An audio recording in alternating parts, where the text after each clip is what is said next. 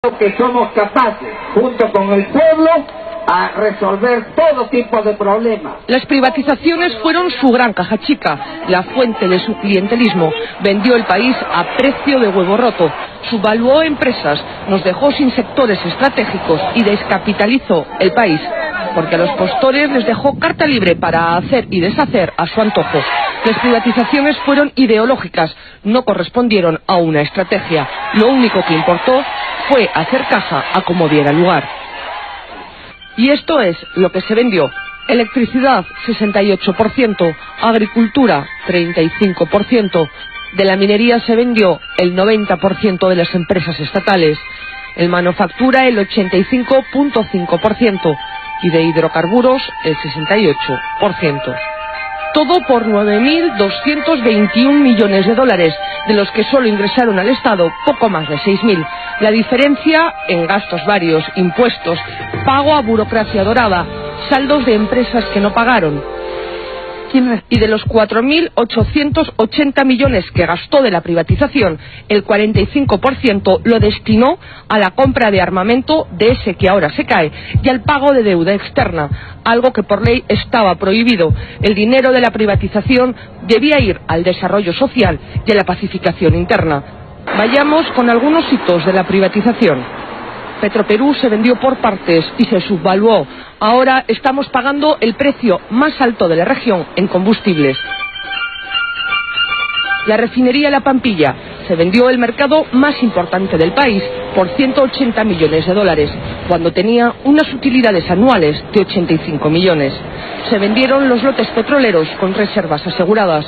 Se vendieron los grifos uno a uno, como si fueran papayas. En concepto de alquiler, daban al Estado 38 millones de dólares anuales y se vendieron por 78. Otra filial de Petroperú, la naviera transoceánica, es otro caso de subvaluación. Los buques que tenía estaban en buen estado y estaban valorados en 85 millones de dólares, pero la CEPRI valoró la empresa en 21 millones de dólares. Nos quedamos además sin transporte nacional de combustible.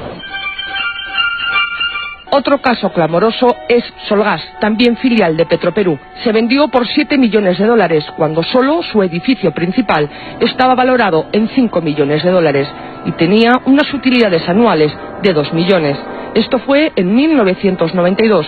4 años más tarde, en 1996, los que compraron a este precio la vendieron a Repsol por 50 millones de dólares.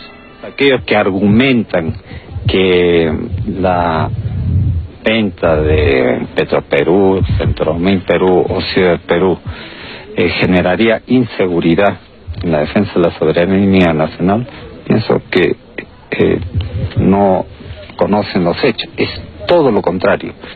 Cuando Fujimori quiso reaccionar ya era demasiado tarde. De Petroperú solo quedaba la chauchilla. Aeroperú fue otra de las perlas de la privatización. Nos quedamos sin una línea de bandera nacional porque se vendió por vender al grupo Aeroméxico, que la liquidó al poco tiempo. La minería fue sin duda otra de las piezas angulares. Fujimori les dio un marco tributario que hasta ahora es el origen de muchos conflictos sociales. No puso límites a la contaminación. Daso Hierro Perú se presentó como el espaldarazo de la privatización. Se valoró en 22 millones de dólares y la empresa estatal china Shougang la compró por 120 millones de dólares, más el compromiso hasta ahora incumplido de invertir 150 millones de dólares más. Se les vendió las reservas de cobre y hierro por más de 200 años. Ahora la empresa china lo que ha creado es un grave conflicto social. Contamina, paga salarios de miseria, pero exporta 120 millones de dólares al año. Seguimos con la minería. Centromin era la principal minera del centro del Perú, era una empresa integral. Doerram compró una parte, Volcan la otra. En los dos casos no pagan casi impuestos, contaminan, no han cumplido con sus compromisos de inversión y tienen utilidades millonarias. Se vendieron a precio de risa. Por ejemplo, el yacimiento de Cerro de Pasco se pagó 61 millones de dólares cuando tenía utilidades de 20 millones al año. Nosotros evitamos y hemos tomado en este momento el local a fin de evitar que en este gobierno, que ya está en las postrimerías, se llegue pues a una coligación a entregar pues a unidades estratégicas que son de interés del país. Minero Perú también se regaló. Solo un ejemplo, por el yacimiento de cobre de Quellaveco se pagó 12 millones de dólares y el compromiso de invertir 2.800 millones más. Y hasta ahora solo se ha invertido 70 millones. La misma empresa que compró Quellaveco pagó por un yacimiento en Chile, que era la tercera parte, 180 millones de dólares. Y además se privatizó la luz, el teléfono, vendimos la carne y nos quedamos con el hueso.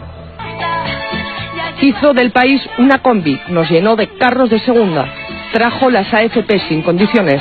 Definitivamente fue el hombre guantán, cobertura transparente, fondo triturado. Él sí que cumplió con perder una oportunidad histórica. Al fin y al cabo, era un japonés sin respeto por el país que lo acogió.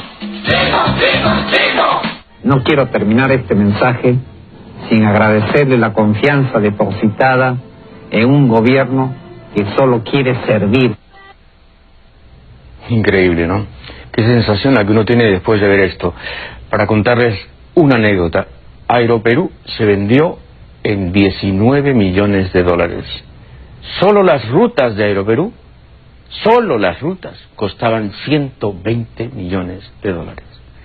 Los tramposos mexicanos, los mafiosos mexicanos que la compraron, encima la usaron para lavar dinero y luego la cerraron. Regresamos.